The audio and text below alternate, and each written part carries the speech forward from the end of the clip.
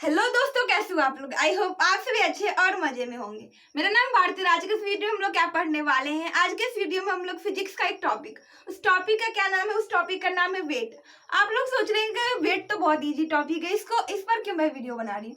तो देखिए, वेट जिसे आज तक आप लोग समझते आ रहे हैं, तो वो वेट बिल्कुल नहीं होता है, उसे हम लोग मास कहते हैं। और वेट जो होता है वो बिल्कुल अलग होता है। तो पहले डिफिनेशन समझ लेते हैं कि आखिर वेट का डिफिनेशन क्या कहता है। तो देखो, वेट का डिफिनेशन कहता है weight is the measure of the force of gravitation acting on a body. किसी भी बॉडी पर फोर्स ऑफ ग्रेविटेशनल फोर्स जो है वो कितना लग रहा है, उसे हम लोग क्या कहते हैं, वेट कहते हैं। ठीक है, हमारे बॉडी पर जो फोर्स ऑफ ग्रेविटेशनल फोर्स जो लग रहा है उसको हम लोग क्या कहते हैं, उसे हम लोग वेट कहते हैं। The formula for weight is W is equal to mg। देखो, W मतलब होता है वेट, m मतलब होता है मास, एंड g मतलब होता है acceleration due to gravity. Acceleration due to gravity.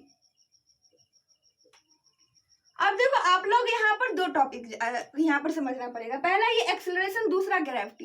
देखिए, एक्सेलरेशन को हम लोग ए से डिनोट करते हैं, और ग्रेविटी मतलब कि gravity, acceleration due to gravity को हम लोग जी से डिनोट करते हैं। तो अब देखो, ये एक्सेलरेशन में और एक्सेलरेशन ड्यू टू ग्रेविटी में क्या फर्क है। तो देखो, दोनों सेम है। जो इससे पहले मतलब कि ये जो ग्रेविटेशन चैप्टर है, इससे पहले जो एक्सेलरेशन यूज होता था तो उसको हम लोग ए से डिनोट करते थे, लेकिन इसके बाद जी से डिनोट करेंगे।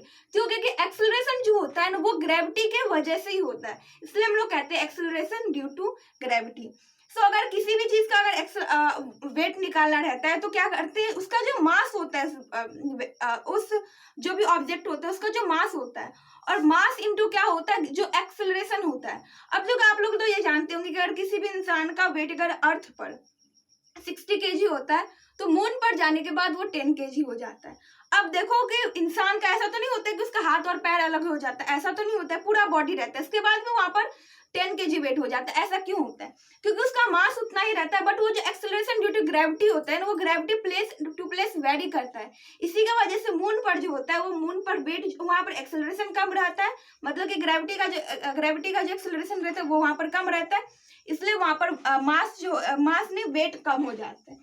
ठीक है, इसका ऐसा यूनिट है न्यूटन। अब देखो, यहाँ पर फिर से टॉपिक राइज होता है कि न्यूटन जो होता है वो फोर्स का ऐसा यूनिट होता है, फिर ये वेट का ऐसा यूनिट न्यूटन क्यों होता है, क्योंकि देखो फोर्स और वेट दोनों इक्वल होता है। अब वो इक्वल क्यों होता है, फोर्स इज इक्वल टू क्या होता है, फोर्स का भी फॉर्मूला होता है मास इंटू एक्सेलरेशन, वेट का भी फॉर्मूला क्या होता है, मास इंटू एक्सेलरेशन, इसलिए ये दोनों क्या हो जाता है, वेट।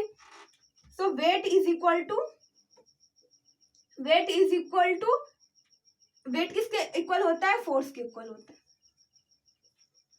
ठीक है, अब इसके बाद क्या है, it depends on mass and acceleration due to gravity. अभी मैं जस्ट बताई कि जो वेट होता है वो मास पर डिपेंड करता है, और उसका एक्सेलरेशन क्या होता है, एक्सेलरेशन ड्यू टू ग्रेविटी पर वो क्या करता है, डिपेंड करता है। द मास में not change but the acceleration due to gravity does change from place to place. देखो, मास किसी भी जगह पर चेंज नहीं होगा, चाहे तुम अर्थ पर हो, चाहे तुम मून पर चले जाओ, या कहीं भी चले जाओ, मास तो चेंज नहीं होने वाली। बट यहाँ पर जो एक्सेलरेशन होता है वो वेरी करता है। यहाँ पर एक्सेलरेशन अर्थ पर अलग है, मून पर जाने के बाद अलग हो जाएगा, किसी दूसरे प्लेनेट पर जाओगे तो वहां पर क्या हो जाता है, वहां पर भी एक्सेलरेशन चेंज हो जाता है, मतलब acceleration due to gravity change हो जाता है। इसलिए क्या होता है कि वेट हर जगह वेरी करता है, अर्थ पर रहोगे तो अलग वेट रहेगा, मून पर इसी के वजह से वहां पर एक्सेलरेशन ड्यू टू ग्रेविटी कम होता है, इसी के वजह से वहां पर जो वेट जो होता है वो 1/6 टाइम हो जाता है। 1/6 टाइम मतलब अगर यहाँ पर अर्थ पर किसी इंसान का वेट अगर 60 kg है तो वहां पर 1/6 हो जाएगा, इसका मतलब कि वहां पर वेट 10 kg हो जाएगा। अब देखो, एक और बात कि यहाँ पर वेट को जो मैं 10 kg लिख रही हूँ ना, ये 10 kg नहीं होगा, इसका होता है 10 kg मास होता है, इसको न्यूटन बोले या इसको कहा जाता है kg वेट।